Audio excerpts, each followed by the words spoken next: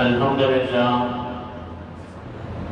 لله رب العالمين، والصلاة والسلام على سيدنا محمد وعلى آله وأصحابه أجمعين، أما بعد. فقد قال الله تعالى في القرآن العظيم الفرقان المجيد: فأعوذ بالله من الشيطان الرجيم، بسم الله الرحمن الرحيم. قل يا عبادي الذين اسرفوا على أنفسهم لا تقنطوا من رحمة الله. صدق الله العلي العظيم. சர்வ புகழும் புகழ்ச்சியும் ஏக வல்லோனாகிய அல்லாஹ்வுக்கே உரித்தாகட்டுமாக. சாந்தியும் சமாதானமும் நம் உயிரிலும் மேலான கண்மணி நாயகம் ஸல்லல்லாஹு அலைஹி வஸல்லம் அவர்கள் மீதும், அவர்களை அடிச்சுவட்டி அடிவரலாது பின்பற்றிய சத்திய சஹாபாக்கள், தாபியீன்கள், தபஅ தாபியீன்கள், நாதாக்கள், நல்லோர்கள், வலிமார்கள், குறிப்பாக நம் அனைவர் மீதும் அல்லாஹ்வுடைய சாந்தியும் சமாதானமும் என்றென்றும் குறைவின்றி நிறைவாக நிலவட்டுமாக. ஆமீன். அன்பு நிறைந்த அன்பு சகோதரர்களே, அல்லாஹ்வுடைய நல்லடியார்களே, பாசத்துக்குரிய தாய்மார்களே, சகோதர சகோதரிகளே, அல்லாஹ்வுடைய மாபெரும் கிருபையினால் புனிதம் நிறைந்த ரமலான் மாதத்துடைய இரண்டாவது 10 நாட்கள் இன்ஷா அல்லாஹ் நாளையோடு முடிவடைகிறது. மூன்றாவது சிறப்புமிக்க 10 நாட்கள் இன்ஷா அல்லாஹ் தொடங்க இருக்கிறது. எனவே கடைசி 10 நாட்களில் நாம் அதிகமாக ஓத வேண்டிய துஆ, அல்லாஹும்ம அஅ்தினி மினன் நாரி வ அத்கில்னா ஜன்னத யா ரப்பல் ஆலமீன். யா அல்லாஹ், என்னை நரகத்தை விட்டு விடுதலையாக்கி சொர்க்கத்திலே நுழையச் செய்வாயாக என்கின்ற அற்புதமான துஆவை ஸல்லல்லாஹு அலைஹி வஸல்லம் கற்றுத் தந்திருக்கிறார்கள். கடைசி 10 நாட்களில் அதிகமாக இந்த துஆவை நாம் ஓத வேண்டும். அல்லாஹு தஆலா நரக விடுதலை பெற்ற மக்களில் அல்லாஹ் நம் அனைவர்களையும் ஆக்கி அருள்வானாக. அன்பு சகோதரர்களே, பொதுவாக இந்த வளர்பிறை தேய்பிறை என்று சொல்வார்கள். இது தேய்பிறை காலமாக தெரிகிறதோ என்னவோ தெரியல, சஃபர்லாம் பார்த்தீங்கன்னா தேஞ்சுக்கிட்டே வருது. நாயகம் ஸல்லல்லாஹு அலைஹி வஸல்லம் அவங்க ரமலான் ஆரம்பிச்சிருச்சு அப்படின்னா ஆரம்ப நாட்களை விட அதிகமாக கடைசி நாட்கள் நெருங்க நெருங்க இன்னும் அதிகமாக இபாதத்துகளை செய்து செய்து அல்லாஹ்வின் பக்கம் நெருங்கிக் கொண்டே இருப்பார்கள். நம்ம ஆரம்பத்தில் ரொம்ப ஆர்வம் ஜாஸ்தியா இருக்கு. பள்ளிவாசல ஒரு இன்ச்சு இடம் இல்லை, எல்லா இடத்துலையும் ஆள் ஃபுல்லா இருக்கிறான். மேல இன்னொரு ஃப்ளோர் எடுக்கணுமா அப்படிங்கிற யோசனை அவங்க ஆகி போச்சு. அப்படி ஆரம்பத்தில் ஆர்வம் இருந்தது. இப்ப பார்த்தீங்கன்னா பள்ளி பக்கம் நெருக்கம் இல்லை, கடைவீதி பக்கம் தான் இப்ப நெருக்கம் ஜாஸ்தியா இருக்கு. எல்லா கடைவீதிகளும் என்ன செய்யுது, கூட்டம் நிறைஞ்சு வழிகிறது. அன்பு சகோதரர்களே, நாம் ரமலான் அல்லாஹ் நமக்கு தந்திருக்கிறான், அதை நாம் பயன்படுத்திக் கொள்ள வேண்டும். யார் அறிவாளிகளோ, யார் புத்திசாலிகளோ, நமக்கு தந்த பாக்கியமாக கிடைத்த இந்த ரமலானை அவர்கள் பயன்படுத்திக் கொள்வார்கள். அப்படி பயன்படுத்திக் கொள்வதில் ஒரு வழிமுறைதான் இஅ்திகாஃப் இருப்பது. நாயகம் ஸல்லல்லாஹு அலைஹி வஸல்லம் அவர்கள் மதீனா நகரத்திற்கு போனதற்கு பிறகு 10 ஆண்டுகள், ஒரு வருஷம் கூட விடாம எல்லா வருஷத்திலும் ஸல்லல்லாஹு அலைஹி வஸல்லம் இஅ்திகாஃப் இருந்தாங்க. இஅ்திகாஃப் இருந்ததோடு மட்டுமல்லாது ரமலான் மாதம் கடைசி 10 நாட்கள் வந்துருச்சு அப்படின்னா பிரதானமாக நபி அவங்க 3 வேலைகளை செய்வாங்க. ஒண்ணு என்ன அப்படின்னா, வரிந்து கட்டி கொண்டு அமல் செய்ய ஆரம்பிச்சிருவாங்க. நம்ம வீட்டில் ஏதாவது வேலை செய்யணும் அப்படின்னா வேஷ்டை மடித்து கட்டிட்டு இறங்கிடுவோமா இல்லையா, அந்த மாதிரி அமல் செய்யக்கூடிய விஷயத்துல ஸல்லல்லாஹு அலைஹி வஸல்லம் இன்னும் அதிகமாக ஆர்வம் காமிப்பார். இது முதல் நபி அவர்கள் செய்யக்கூடிய முதல் காரியம். இரண்டாவது, இரவை ஹயாத்தாக்குவாங்க. இரவு என்ன செய்ய மாட்டாங்க, தூங்கி கழிக்க மாட்டாங்க, இபாதத்துகள் செய்து இரவுகளை கழிப்பாங்க. மூன்றாவது, அவர்கள் மட்டும் அமல் செய்ய மாட்டாங்க, தங்களுடைய குடும்பத்தார்களையும் அமல் செய்ய தூண்டுவார்கள். அவங்களே என்ன செய்வாங்க? எழுப்பி விட்டு இபாதத்து செய்யுங்க, அமல் செய்யுங்க, ரமதானுடைய கடைசி 10 நாட்கள் அதிகமாக நம்ம அமல் செய்யணும் என்று அவர்களையும் அமல் செய்ய தூண்டுவாங்க.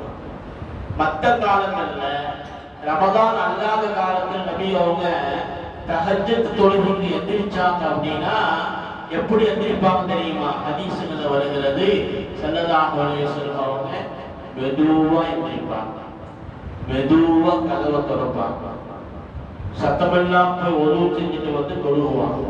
ஏன்னா நபி அவங்க அந்த நேரத்துல பிறருக்கு இடையூறு தரக்கூடாது என்பதற்காக வேண்டி ரமதானுடைய மற்ற காலங்களில் ஸல்லல்லாஹு அலைஹி வஸல்லம் செய்வாங்க. ரமதான் அப்படி அல்ல, அவர்களும் இபாதத்து செய்வாங்க, தன்னுடைய குடும்பத்தார்களை நபி ஸல்லல்லாஹு அலைஹி வஸல்லம் எழுப்பி விட்டு அவர்களை அமல் செய்ய தூண்டுவார்கள். எனவே அன்பு சகோதரர்களே, நாம் மஸ்ஜிதுகளை வந்து நாம் அமல் செய்யணும். நம்முடைய குடும்பத்தார்களை, நம்முடைய மனைவி மக்களை வீட்டிலே இருந்து அமல் செய்வதற்கு அவர்களுக்கு நாம் என்ன செய்யணும்? விழிப்புணர்வுகளை செய்யக்கூடிய காலம்தான் இந்த கடைசி 10 நாட்களாக இருக்கிறது. அன்பு சகோதரர்களே, அதுல குறிப்பாக இஅ்திகாஃப், நான் சொன்னா இந்த மதீனாவுல கடைசி 10 நாட்கள் இஅ்திகாஃப் இருந்தாங்க. அதுல வஃபாத்தாகக்கூடிய அந்த வருஷத்துல ஸல்லல்லாஹு அலைஹி வஸல்லம் 20 நாட்கள் இஅ்திகாஃப் இருந்தாங்க. ஏன் அப்படி நபி அவங்க 20 நாட்கள் இஅ்திகாஃப் இருந்தாங்க அப்படின்னா, இடையில பெரும்பாலான வஃபாத்தானவருக்கு முந்தைய வருஷம் ரமதான் வந்தாச்சு, 1-2 நாள் தான் இருக்குது. அப்ப நபி அவங்க இஅ்திகாஃப் இருப்பதற்காக தயாராகிறாங்க. அந்த நேரத்தில் ஆயிஷா ரலியல்லாஹு தஆலா கேட்கிறாங்க, யா ரசூலல்லாஹ், நானும் இஅ்திகாஃப் இருக்கட்டுமா அப்படின்னு கேட்கிறாங்க. சரி ஸல்லல்லாஹு அலைஹி வஸல்லம் சொல்லிட்டு ஏதோ ஒரு வேலையாக போயிட்டு வர்றாங்க. என்னாச்சு அப்படின்னா, பள்ளிவாசல் முழுவதும் கூடாரம் அமைக்கப்பட்டிருக்கு. 1-2 கூடாரம் அல்ல, 9 கூடாரம். இஅ்திகாஃப் நம்ம போட்டுருக்கோம்னா அந்த மாதிரி 9 கூடாரம். என்ன அப்படின்னு பார்த்தா, ஆயிஷா ரலியல்லாஹு தஆலா அன்ஹா அவங்க மட்டுமல்ல, பெருமானாருடைய அப்போது இருந்த 9 மனைவிமார்களும் ஆயிஷாமா இருக்கிறோம், நம்மளும் இருக்கிறாமா இல்லையா என்று எல்லோரும் என்ன செஞ்சாங்கன்னா பள்ளிவாசல் போது கூடாரம் அமைத்துக் கொண்டார்கள். ஸல்லல்லாஹு அலைஹி வஸல்லம் பார்க்கறாங்க, என்ன செய்யலாம் இந்த நேரத்துல என்று யோசிக்கிறாங்க. குடும்பங்கள்ல சில நேரத்துல பார்த்தீங்கன்னா அம்மா ஒன்று சொல்லும், மனைவி ஒன்று சொல்லுவாங்க. இந்த நேரத்துல எப்படி முடிவெடுக்கிறதுங்கிறது தான் கணவன் மாவுடைய புத்திசாலித்தான் இருக்குது. அப்ப ஸல்லல்லாஹு அலைஹி வஸல்லம் ஆயிஷா மாட்ட போய் இஅ்திகாஃப் இருக்க வேணாம்னு சொல்ல முடியாது, அது மனசு சங்கடமாகும். இல்லை யாருமே இருக்காதீங்க, எல்லாரும் போங்க அப்படின்னு சொன்னாலும் சங்கடமாகும். அதனால ஸல்லல்லாஹு அலைஹி வஸல்லம் என்ன செஞ்சாங்க அப்படின்னா, இந்த வருஷம் நான் இஅ்திகாஃப் இருக்கல அப்படின்னு ஸல்லல்லாஹு அலைஹி வஸல்லம் போயிட்டாங்க. எல்லா கூடாரங்களும் மனைவிமார்கள் அவங்க வீட்டுக்கு போயிட்டாங்க. அந்த 10 நாட்களை கதா செய்வதற்காக வேண்டி ஸல்லல்லாஹு அலைஹி வஸல்லம் கடைசி 10 நாள், கடைசி வருடத்துடைய பெருமானார் வஃபாத் ஆகக்கூடிய அந்த வருஷத்துல 20 நாட்கள் இஅ்திகாஃப் இருந்திருக்கிறாங்க. அப்போ நம்ம யோசிச்சு பார்க்கணும், ஒரு அமல் அதை விட்டு போகாம அதை மீண்டும் கதா செய்யக்கூடிய அளவுக்கு அந்த அமல் இருந்ததுனால தான் ஸல்லல்லாஹு அலைஹி வஸல்லம் அவ்வளவு முக்கியத்துவம் கொடுத்து அந்த இஅ்திகாஃபை நபி அவர்கள் நிறைவேற்றினார்கள். அன்பு சகோதரர்களே, இஅ்திகாஃப் என்பது 3 வகையாக இருக்குது. இன்ஷா அல்லாஹ் அது சம்பந்தமா நான் கடைசியில் உங்களுக்கு சட்டங்களை சொல்லுவேன். பொதுவாக இறை நேசர்கள், சாலிஹீன்கள், நல்லோர்கள் அல்லாஹ்வை அடைந்தாங்க அப்படின்னா அவங்க எப்படி அல்லாஹ்வை நெருங்கினாங்க? அந்த நெருக்கத்திற்கு முக்கிய காரணம் என்பது தனிமையில இருந்து அல்லாஹ்வை மட்டும் நெருங்கினார்கள். யாரெல்லாம் இறை நேசர் என்று நம்ம பார்க்கிறோமோ, யாரெல்லாம் சாலிஹீன்கள் நல்லோர்கள் நம்ம பார்க்கிறோமோ, எல்லாரும் அப்படித்தான். பெருமானார் ஸல்லல்லாஹு அலைஹி வஸல்லம் அவங்களுக்கு நமக்கெல்லாம் தெரியும், ஆறு ஹீரா குகையில போய் உட்கார்ந்துருந்தாங்க. எத்தனை வருஷம் உட்கார்ந்தாங்க? அங்க இருக்கும்போது அத்தியாயம் அருளப்பட்டது. போன உடனே அடுத்த நாளே அல்லாஹ் தந்துட்டானா அப்படின்னா இல்ல. 35வது வயசுல ஸல்லல்லாஹு அலைஹி வஸல்லம் அந்த மலையில போய் உட்கார்ந்தாங்க, தனிமையில போய் உட்கார்ந்தாங்க. ஒரு வருஷம் அல்ல, 2 வருஷம் அல்ல, 5 ஆண்டுகள் தனிமையிலே அமர்ந்து அமர்ந்து அல்லாஹ்வை பற்றி சிந்திக்க நேரத்தில் தான் அல்லாஹ் அத்தியாயத்தை அருளினான் அப்படிங்கிற அந்த வரலாறு நம்ம பார்க்கிறோம். அதனால தனிமை இழத்திக்காக என்பது தனிமையில இருந்து உலகத்துடைய எல்லா தொடர்புகளையும் விட்டுவிட்டு, மனைவி மக்களை பிரிந்து, வியாபாரத்தை விட்டுவிட்டு, உலகத்துடைய எந்த தொடர்பும் கிடையாது, அல்லாஹ்வுடைய தொடர்பு மட்டும்தான் எனக்கு வேண்டும் என்று ஆசைப்பட்டு அல்லாஹ்வுடைய அருளை பெறுவதற்கு நாம் முயற்சிக்கக்கூடிய அமல் தான் இழத்திக்காப்பாக இருக்கிறார். இழத்திக்காக இருந்தால் என்ன நன்மை கிடைக்கும்? ஸல்லல்லாஹு அலைஹி வஸல்லம் சொல்றாங்க, நாளை மறுமை நாளிலே அல்லாஹ்வுடைய அர்ஷுடைய நிழலே இல்லாத அந்த நாளிலே அல்லாஹ்வுடைய அர்ஷு நிழல் யாருக்கு கிடைக்கும் அப்படின்னா 7 நபர்களை ஸல்லல்லாஹு அலைஹி வஸல்லம் சொன்னாங்க. அதுல 2 நபர்கள் யார் அப்படின்னா, யாருடைய உள்ளம் என்பது பள்ளிவாசலோடு இணைந்து இருக்கிறதோ, வெளியில தான் அவர் இருப்பார், ஆனா உள்ளக்குள்ள பள்ளிவாசல், ஆனா ஏத்திக்காம இருக்கிறாரு, ஆதி உள்ளதா இருக்கிறார். அதனால அல்லாஹ்வுடைய அர்ஷ் நிழல் கிடைக்கும். இரண்டாவது, யார் தனிமையில இருந்து தன்னுடைய பாவத்தை நினைத்து அல்லாஹ்விடத்திலே கண்ணீர் வடித்து பாவ மன்னிப்பு கேட்கிறாங்களோ அவர்களுக்கும் அல்லாஹ்வுடைய அர்ஷ் நிழல் கிடைக்கும். இந்த 2 அமல்களும் இழத்திக்காம பார்க்கலாம். ஒண்ணு பள்ளிவாசல் அவர் தங்கி இருப்பாரு, இரண்டாவது அவர் தனிமையில இருந்து அல்லாஹ்வை தன்னுடைய பாவத்தை நினைத்து அல்லாஹ்விடத்திலே மன்னிப்பு கேட்பவராக இருப்பாரு. அதனால அர்ஷுடைய நிழல் கிடைக்கும் என்றார்கள் நபிகள் நாயகம் ஸல்லல்லாஹு அலைஹி வஸல்லம். அதோடு மட்டுமல்லாது ஹதீஸ்கள்ல பார்க்கிறோம், நாளை மறுமை நாளையிலே மஹ்ஷர் மைதானத்துல என்ன நடக்கும் என்பதை பெருமானார் ஸல்லல்லாஹு அலைஹி வஸல்லம் அவர்களுக்கு அல்லாஹ் தஆலா காமித்து கொடுக்கிறார், படமாக காமிக்கிறார்.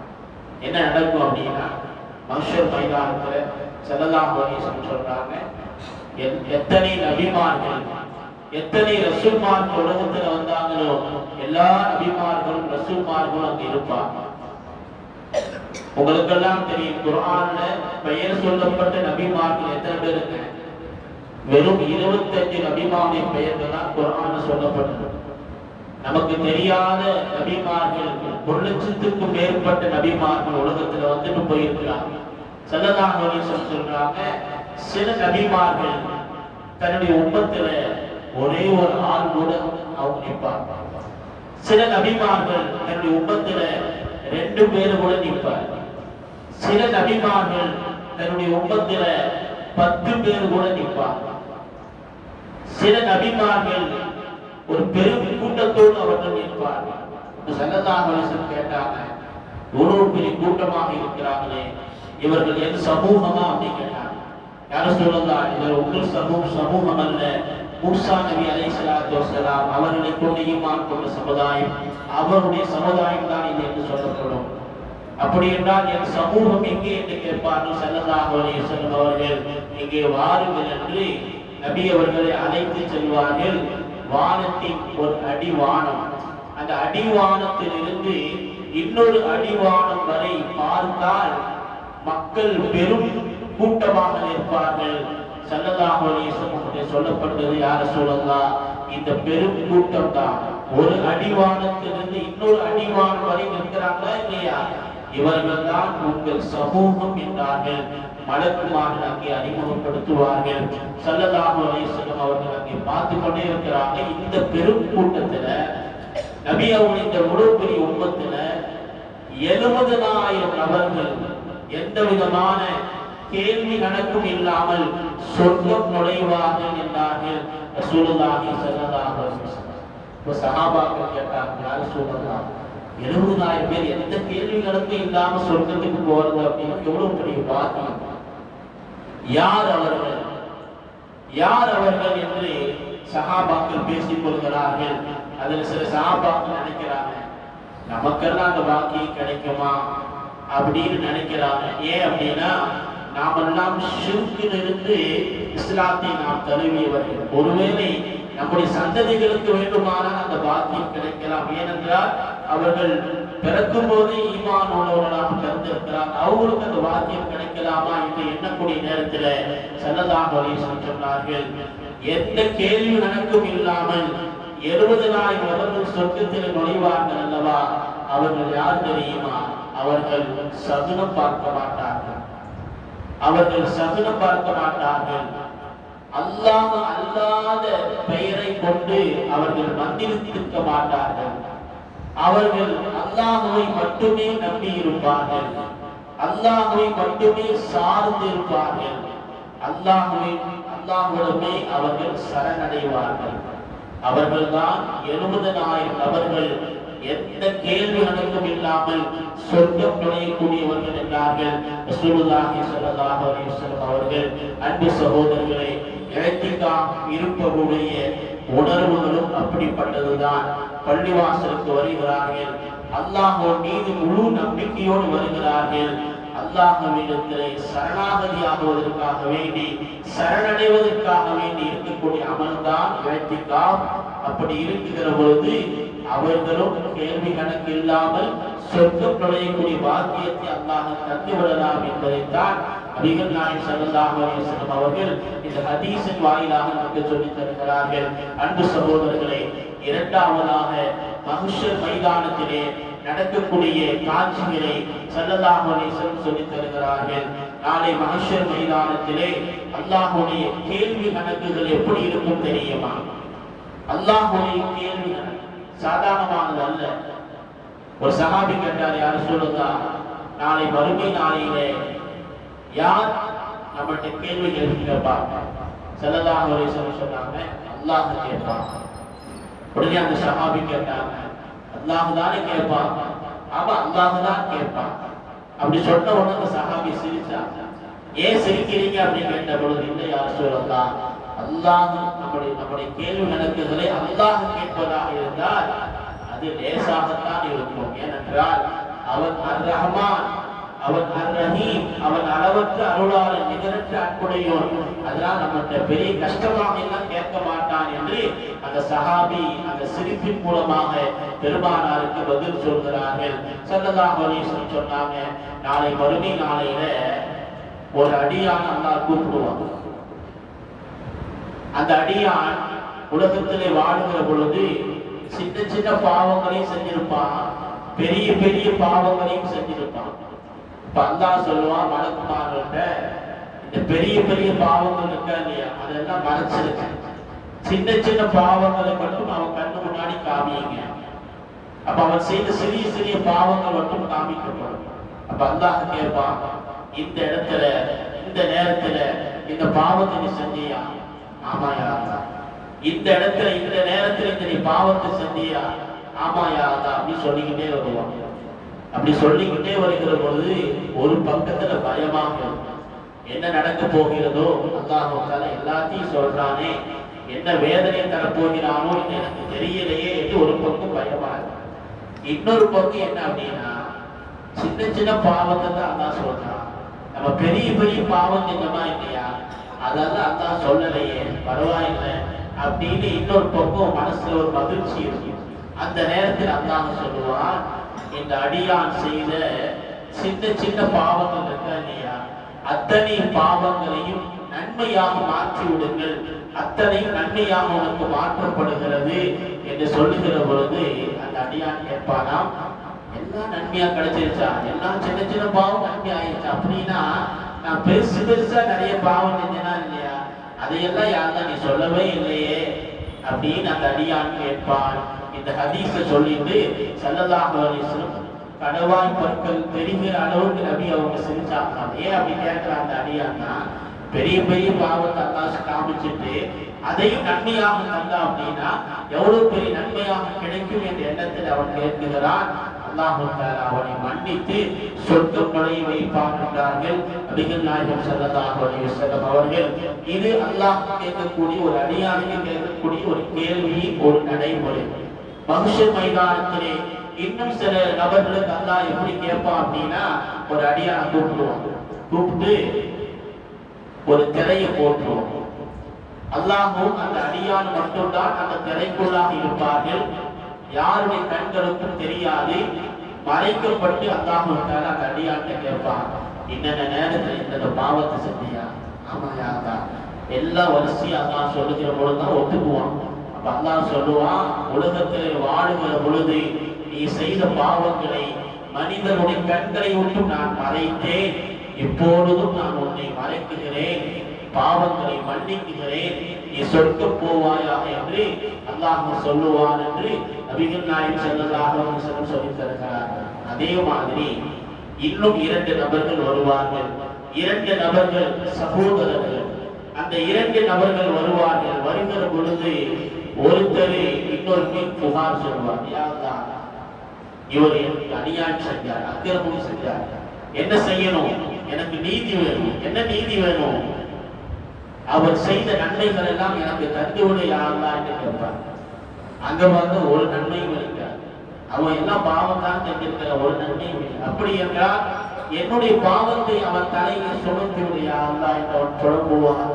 அந்த நேரத்தில் அல்லாஹ் சொல்வான், அங்கே பார், அங்கே பார், சொர்க்கம் தெரிகிறது அல்லவா, அந்த சொர்க்கத்தில் ஒரு மாளிகை தெரிகிறது அல்லவா, அங்கே பார் என்று சொல்கிற பொழுது அந்த அடியான் திரும்பி பார்ப்பான். சொர்க்கத்திலே மிக அழகான ஒரு மாளிகை அல்லாஹ் காமிப்பான். ஒரு அடியான் கேட்பான், யா அல்லாஹ், அந்த அற்புதமான மாளிகை யாருக்குரியது? அதனுடைய விலைதான் என்ன? நபிமார்களுக்குரியதா, சஹாபாக்களுக்குரியதா, ஷுஹதாக்களுக்குரியதா அப்படின்னு கேட்பான். இப்ப அல்லாஹ் சொல்லுவான், அது உனக்குரியதுதான், எனக்குரியதா, அதற்குண்டான விலை என்ன என்று கேட்கிற பொழுது அல்லாஹ் சொல்லுவான், உன் சகோதரன் உனக்கு செய்த தீங்கை மன்னிப்பதுதான் அதற்குண்டான விலை என்று சொல்லுகிற பொழுது உடனே அந்த அடியான் சொல்வான், யா அல்லாஹ், என் சகோதரன் செய்த அத்தனை தீமைகளை நான் மன்னித்து விட்டேன், இப்போதே நான் மன்னித்து விட்டேன் என்று சொல்லுகிற பொழுது அல்லாஹ் சொல்லுவான், ஒரு சகோதரன் கைகளை பிடித்துக் கொண்டு சொர்க்கம் நுழைவாயாக என்று அல்லாஹ் தஆலா சொல்லுவான் என்று நபிகள் நாயகம் ஸல்லல்லாஹு அலைஹி வஸல்லம் சொல்லித் தருகிறார்கள்.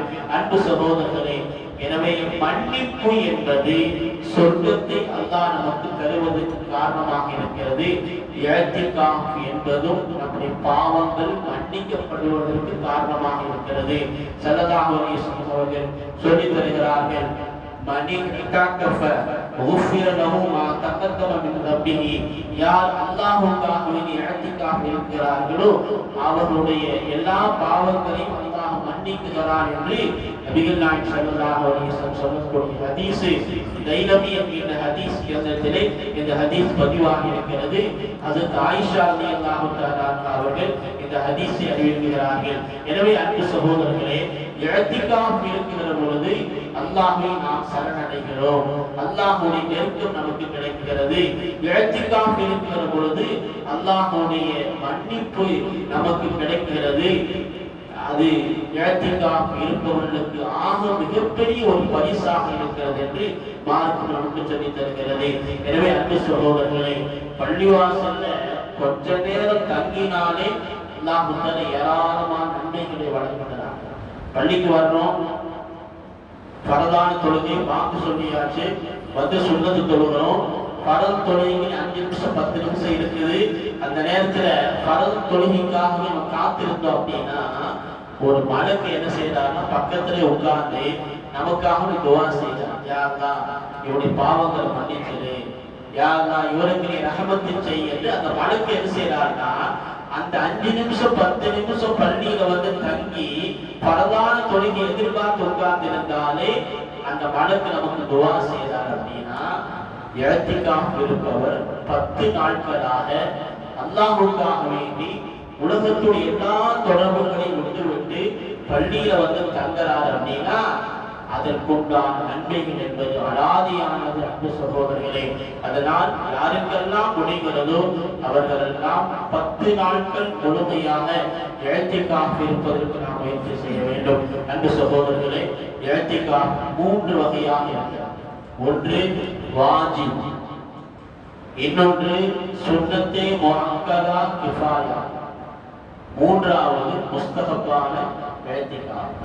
இதுல வாஜிபான இஅ்திகாஃப் அப்படின்னா என்ன அப்படின்னா, ஒருத்தர் நேர்ச்சி செய்யறாங்க, நான் எக்ஸாம்ல பாஸ் ஆயிட்டேன் அல்லது எனக்கு இந்த வேலை கிடைக்குது இந்த வியாபாரம் சக்சஸ் ஆகுது அப்படின்னா நான் ஒரு நாள் இழத்திக்காக இருக்கிறேன் அல்லாஹுக்காக வேண்டி அப்படி நியத்து பண்ணிட்டார் அப்படின்னா அது வாஜிபான இழத்திக்கா, கட்டாயமாக இருந்தாங்க வாஜிபான இழத்திக்கா. அது வாஜிபான இழத்திக்காவுக்கு நோன்பும் அவசியமானது. இரண்டாவது சுன்னத்தே முஅக்கதா கிஃபாயா. சுன்னத்தே முஅக்கதா ஸல்லல்லாஹு அலைஹி வஸல்லம் அதை வழமையாக வச்சதுனால அது சுன்னத்தே முஅக்கதா, அது கிஃபாயா. கிஃபாயா அப்படின்னா என்ன அர்த்தம்னா, ஒரு ஊர்ல யாருமே அந்த அமல் செய்யல அப்படின்னா எல்லாருமே குற்றவாளியாக ஆயிடுவாங்க. யாராவது சிலர் செஞ்சுட்டாங்க அப்படின்னா எல்லோரும் விட்டும் அந்த குற்றம் நீக்கப்படும். உதாரணமா இப்போ ஒரு ஊர்ல ஜனாசா மௌத்தாயிட்டாங்க அப்படின்னா அந்த ஜனாசாவை குளிப்பாட்டி கஃன் செய்து ஜனாசா தொழுக வச்சு அவங்களை கொண்டு போய் அடக்கம் செய்யணும். இது யாராவது செஞ்சுட்டாங்க அப்படின்னா இது ஃபர்து கிஃபாயா. யாராவது சிலர் செஞ்சுட்டா ஊரோட கடமை நீக்கணும். ஒரு ஊர்ல யாருமே கண்டுக்கல, யாருமே ஒண்ணுமே செய்யல அப்படின்னா அந்த ஊர் முழுக்க இல்ல எல்லா மக்களும் குற்றவாளியாக ஆகுவார்கள். அதுதான் கிஃபாயான்னு சொல்வார்கள். அதே மாதிரிதான் சுன்னத்தி முஅக்கதா கிஃபாயா இந்த இஅ்திகாஃபும் யாராவது சிலராவது ஒரு மஹல்லாவுல ஒரு மஸ்ஜிதுல ஒருத்தராவது இருக்கணும். ஒருத்தர் கூட இல்லை அப்படின்னு எல்லோரும் குற்றவாளி ஆக்கப்படுவார்கள். அந்த அடிப்படையில சுன்னத்தி முஅக்கதா இதுல பாத்தீங்கன்னா 10 நாட்கள் முழுமையாக இருக்கும். பிறை தெரிந்தது, பிறை 21 தெரிந்ததிலிருந்து பெருநாள் திரை வரை, பிறை தெரிகிற வரை முழுமையாக 10 நாட்கள் இருந்தால்தான் அது சுன்னத்தி முஅக்கதாவாக கருதப்படும். அந்த அடிப்படையில் பார்த்து நம்ம மஸ்ஜிதுல இதுவரை அல்லாஹ்வுடைய பேரை ஒரு 4 பேர் செஞ்சிருக்கிறாங்க, பேர் கொடுத்துருக்கிறாங்க. இன்னும் 4 ஒரு நாள் நமக்கு டைம் இருக்குது. யாருக்கெல்லாம் முடியுமோ, உங்களுக்கு ஆசை இருக்கிறதோ வாய்ப்புகள் இருக்கிறதோ அந்த வாய்ப்பை தவற விடாதீங்க. இஅ்திகாஃபிலேயே ஆக பெரிய நன்மை என்பது லைலத்துல் கத்ரை எப்படியாவது நம்ம கத்துடுவோம். அது மிகப்பெரிய பாக்கியம். இன்ஷா அல்லாஹ் ஜுமாவுல நாளைக்கு அதை பற்றி தான் நம்ம பேசப்போம். லைலத்துல் கத்ரை எவ்வளவு பெரிய பாக்கியம் என்பதை நாளைக்கு இன்ஷா அல்லாஹ் ஜுமாவுல விரிவாக பேசுவோம். எனவே அன்பு சகோதரர்களே, ஒரு லைலத்துல் கத்ர் நமக்கு கிடைச்சது அப்படின்னா நம்மை விட பாக்கியசாலிகள் யாருமே கிடையாது. நம்ம சமூகம் அதை பத்தி இன்னும் விளங்காம இருக்கலாம், அதை பத்தி தெரியாம இருக்கலாம். அப்படி தெரியாதனால தான் நம்ம என்ன செய்யறோம், கடைசி 10 நாட்கள் ஷாப்பிங் இருக்கும், ஏதோ ஒரு வேலைக்காக ஏதோ ஒரு அரட்டை, ஏதோ ஒரு நேரங்கள் காலங்கள் வேஸ்டாக கழிக்கிறோம். ஒரு மனிதன் லைலத்துல் கத்ரை விளங்கிட்டான் அப்படின்னா அந்த 10 நாட்கள் நிச்சயமாக வீணாக்கவே மாட்டான். அதனால அந்த லைலத்துல் கத்ர் யாருக்கு கிடைக்குதோ இல்லையோ இஅ்திகாஃப் இருப்பவர்களுக்கு நிச்சயமாக கிடைக்கும். அது மிகப்பெரிய பாக்கியமானது. எனவே யாருக்கெல்லாம் இன்ஷா அல்லாஹ் முடியுமோ அவங்க நியத்து வைங்க. இன்ஷா அல்லாஹ் இன்னும் ஒரு நாள் நமக்கு இருக்கிறது, அதற்குள்ளாக நாம் தயாராக நாம் முயற்சி செய்ய வேண்டும். எனவே அன்பு சகோதரர்களே, 3வது ஒரு இஅ்திகாஃப் இருக்கிறது, அதுதான் முஸ்தஹப்பான இஅ்திகாஃப். இது யாருக்கு முடிகிறதோ, இது 1 மணி நேரம் இருக்கலாம், 1 நாள் இருக்கலாம், 2 நாள் இருக்கலாம், 3 நாள் இருக்கலாம், எப்படி உங்களுக்கு சௌரியம் உங்க வேலைக்கு தகுந்த மாதிரி. நான் ஞாயிற்றுக்கிழமை மட்டும் இருக்கிறேன், சனி ஞாயிறு இருக்கிறேன், எனக்கு இன்னைக்கு ஒன்று லீவா இருக்கு, நான் இருக்கிறேன், தாராளமாக இருக்கலாம். 1 மணி நேரம் இருக்கலாம், 1 நாளும் இருக்கலாம், 1/2 மணி நேரம் இருக்கலாம், 5 நிமிஷம் இருக்கலாம். பள்ளிவாசலுள்ள வருகிற பொழுது இஅ்திகாஃப் நியத்து வச்சுட்டு வந்துட்டீங்கன்னா அது இஅ்திகாஃப் தான். அது ரமலான் மட்டுமல்ல, வருஷம் முழுவதும் எப்போ வேணா அந்த இஅ்திகாஃப் இருக்கிறது. எனவே அது முஸ்தஹப்பான இஅ்திகாஃபாக இருக்கிறது. அன்பு சகோதரர், அதற்கு நம்ம முயற்சி செய்யணும். இரவு நேரங்களில் இங்கே இரவு தொழுகை நடைபெறும், அதில் நம்ம கலந்து கொள்வதற்கும் அது நமக்கு ஒரு வாய்ப்பாக இருக்கும். எனவே அன்பு சகோதரர்களை இரவை ஹயாத்தாக்கணும். கடைசி 10 நாட்கள்ல அமல்களின் மூலமாக ஹயாத்தாக்கணும். வீண் பேச்சுக்களின் மூலமாக அல்ல, வீண் சண்டை சச்சரவுகளால் அல்ல, நம்முடைய நேரங்களை சரியாக இன்னும் அதிகமாக நம்முடைய எண்ணங்கள் அமல் செய்வதில் நம்முடைய எண்ணங்களை நம்முடைய உள்ளங்களை நாம் பக்குவப்படுத்த வேண்டும். அதற்குண்டான நேரங்கள் தான் கடைசி 10 நாட்களாக இருக்கிறது. அன்பு சகோதரர்களை, இஅ்திகாஃப் இருப்பவர்கள் சில ஒழுங்குமுறைகளை கடைபிடிக்கணும். சாதாரணமா பாத்தீங்கன்னா இஅ்திகாஃப் அப்படின்னா என்ன அர்த்தம் தெரியுமா? உலகத்துடைய தொடர்புகளை விட்டுவிட்டு படைப்பு வரை தொடர்புகளை விட்டுட்டு படைத்தவனோடு தொடர்புகளை ஏற்படுத்துவதுதான் இஅ்திகாஃப். ஆனா வரும்போது நம்ம என்ன செய்யறோம், மொபைலோடு வரும். மொபைல் என்னது, அது துனியா ஃபுல் அதுதான் இருக்கு. கொண்டு வர்றது தப்பு கிடையாது, தேவைக்கு பயன்படுத்த. ஏதாவது சதி சாப்பாடு கொண்டு வாங்க, இஃப்தாருக்கு ஏதாவது கொண்டு வாங்க, என்ன செய்ய உடம்பு சரி, இது சின்ன சின்ன சில வார்த்தைகள் பேசுறதுக்கு மட்டும்தான் அது பயன்படுத்த வேண்டும். என்றாது நம்ம ஏத்திக்காமல் உட்கார்ந்துட்டு வாட்ஸ்அப் பார்க்கறது, ஃபேஸ்புக் பார்க்கறது, அதில் நம்ம என்ன செய்யறது, பேசிட்டு இருக்கிறது, இதெல்லாம் செஞ்சோம் அப்படின்னா அதில் எந்த அர்த்தமும் கிடையாது. அதனால சில ஒழுங்குமுறைகள் இருக்கிறது. அதிகமாக கூட்டாக உட்கார்ந்து பேசுறது நம்ம தவிர்த்து கொள்ளணும். இது எல்லாத்துக்கும் பொதுவான முஸ்தகபான ஏத்திக்காக இருந்தாலும் சரி, 10 நாட்கள் ஏத்திக்காக இருந்தாலும் சரி, எல்லாத்துக்கும் பொதுவாக. என்ன அப்படின்னா, ஒரு சாயா குடிக்கிற 4 பேர் உட்காரோம் அப்படின்னா நம்முடைய நேரம் 1 மணி நேரம் போறது தெரியாது. ஏதாவது ஒரு பேச்சு வரும், அப்படி டைம் போயிடும். முழுமையாக குர்ஆன் ஓதுவதற்கு, தொழுகையில் ஈடுபடுறது, நஃபிலான தொழுகைகள், திக்ருகள் செய்கிறது, ஏதோ குர்ஆன் தர்ஜுமா படிக்கிறது, என்னவெல்லாம் நல்ல அமல்கள் இருக்கிறதோ முடிஞ்ச அளவுக்கு தனிமையில் உட்கார்ந்து அமல் செய்யறதுக்கு முயற்சி செய்யணும். இங்கெல்லாம் பார்த்தீங்கன்னா ஒரு டென்ட் ஃபுல்லாக போட்டுருக்கலாம். பல்வேறு மஸ்ஜிதுகள் போய் பார்த்தீங்கன்னா தனித்தனியாக கூடாது, தனித்தனியாக தான் இருக்கு. அவர் ஏத்திக்காஃப் இருப்பார், அங்கதான் இருப்பார், அமல் செய்துக்கிட்டே இருப்பார். அதுக்காக ஒன்றுதான் அந்த தனிமையில போட்டிருக்கிறாங்க. அதனால ஏத்திக்காஃப் இருப்பவர்கள் சாப்பிடக்கூடிய நேரத்தில் இருந்தாலும் சரி, சீக்கிரமாக சாப்பிட்டு இபாதத்து செய்ய வந்துடணும். குளிக்க போறோம், அந்த வேலைகளை முடிச்சுட்டு இபாதத்துக்கு வந்துடணும். ஆக மொத்தம் அமல் இபாதத் மட்டும்தான் இந்த 10 நாட்கள் நம்முடைய சிந்தனையில் இருக்க வேண்டும். இதுல மிக கண்ணும் கருத்துமாக இருக்கணும். வெறும் நேரம் போக்குறது, டைம் பாஸ் பண்றது அப்படிங்கிறதுக்காக அல்ல இஅ்திகாஃப் என்பதை நாம் நினைவிலே கொள்ள வேண்டும். அல்லாஹ் சுப்ஹானஹு வ தஆலா அல்லாஹ்வை நெருங்கக்கூடிய இஅ்திகாஃப் அமல்களை செய்வதற்குண்டான வாய்ப்புகளை அல்லாஹ் தஆலா நம் அனைவர்களுக்கும் தந்தருள் வாய்ப்பானாக. வாஹிரு தஅவானா அல்ஹம்துலில்லாஹி ரப்பில் ஆலமீன்.